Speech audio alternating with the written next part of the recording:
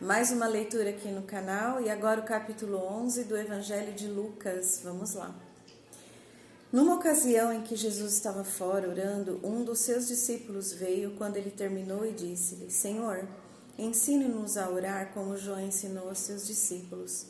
Esta foi a oração que ele lhes ensinou. Pai, que o seu nome seja reverenciado pela sua santidade.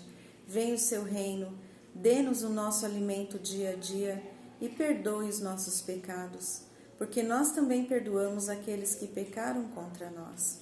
E não nos deixe cair em tentação. Depois, ensinando-lhes mais a respeito da oração, ele disse: Suponhamos que à meia-noite você fosse à casa de um amigo e dissesse a ele: Amigo, empreste-me 3 pães, porque um amigo meu acaba de chegar para me visitar e eu não tenho nada para lhe oferecer. Ele responde então do quarto: Por favor, não peça para eu me levantar.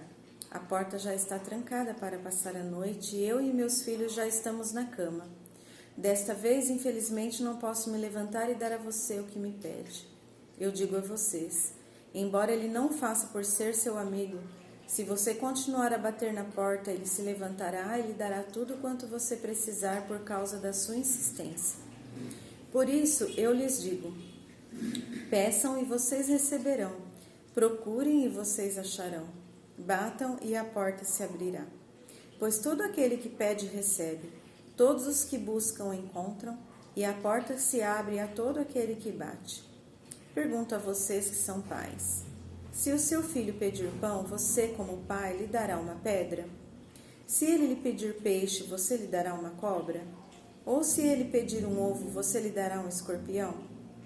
E se pecadores como vocês dão aos filhos o que eles precisam, quanto mais o Pai que está nos céus dará o Espírito Santo àqueles que o pedirem. Certa ocasião, Jesus estava expulsando um demônio de um homem mudo. Quando o demônio saiu, o mudo voltou a falar e a multidão ficou admirada. Mas alguns deles disseram: Não admira que ele possa expulsar os demônios. Ele consegue fazer isso pelo poder de Beelzebul, príncipe dos demônios. Outros pediam que fizesse um sinal do céu para colocá-lo à prova. Mas Jesus, conhecendo os pensamentos de cada um deles, disse: Qualquer reino dividido estará condenado, assim também o lar dividido será destruído.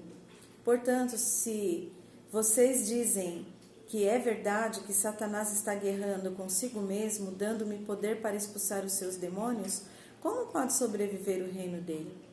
E se eu estou autorizado por Beelzebul para expulsar demônios, por quem os expulsam os filhos de vocês? Eles, pois, serão os juízes sobre vocês. Porém, se eu estou expulsando demônios por meio do poder de Deus, isso prova que o reino de Deus chegou a vocês.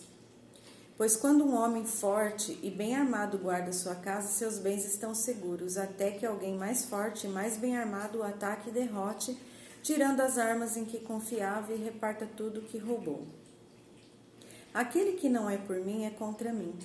Se comigo não ajunta, espalha.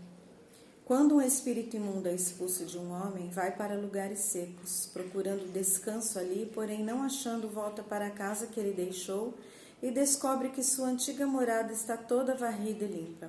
Então vai e procura outros 7 espíritos piores do que ele, e eles passam a morar ali. Assim o homem fica numa situação pior do que antes. Enquanto Jesus estava falando, certa mulher da multidão gritou: Bendita seja a mulher que o deu à luz e o amamentou. Ele respondeu: Sim, mas ainda mais abençoados são todos aqueles que ouvem a palavra de Deus e a põem em prática. Juntando-se à multidão, Jesus começou a dizer: Estes são tempos maus de gente má. Insistem em pedir um sinal dos céus, porém a única prova que eu lhes darei é um sinal igual àquele de Jonas, cujas experiências provaram ao povo de Nínive que Deus o havia enviado. Assim o Filho do Homem provará que Deus o enviou a esta geração.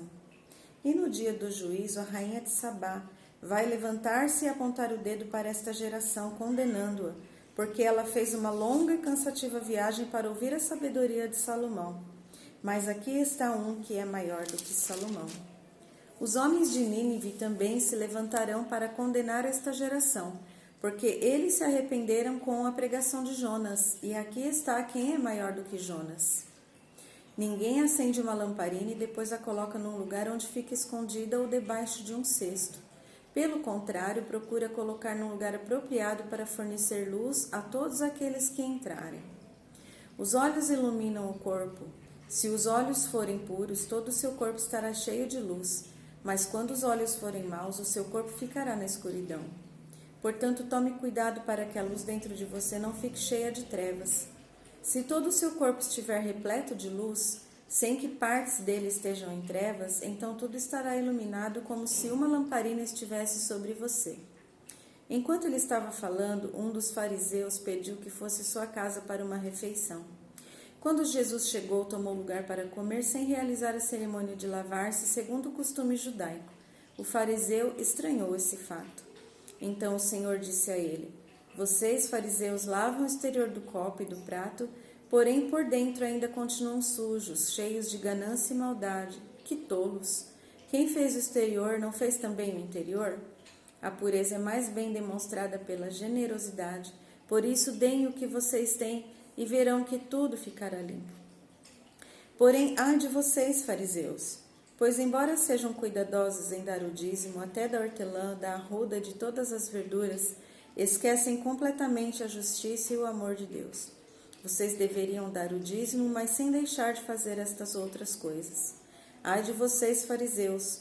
Como vocês gostam dos lugares de honra nas sinagogas e nos cumprimentos respeitosos de todo mundo quando vão passando pelas praças. Ai de vocês, porque são como sepulturas escondidas.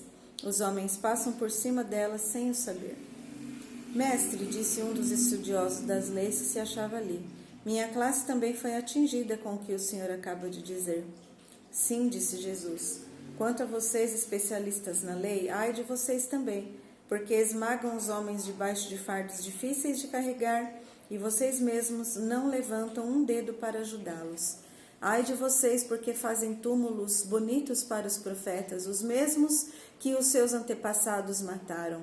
Assim vocês se mostram cúmplices naquilo que os seus pais fizeram, pois eles mataram os profetas e vocês edificam seus túmulos.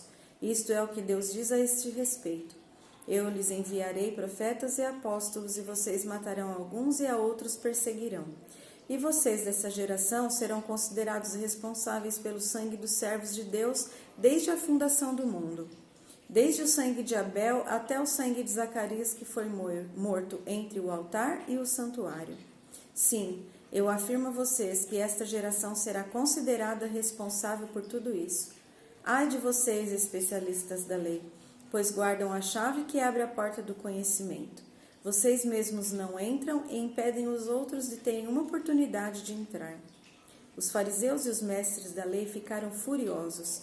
Daquela hora em diante, eles fizeram uma porção de perguntas, tentando apanhá-lo em alguma contradição.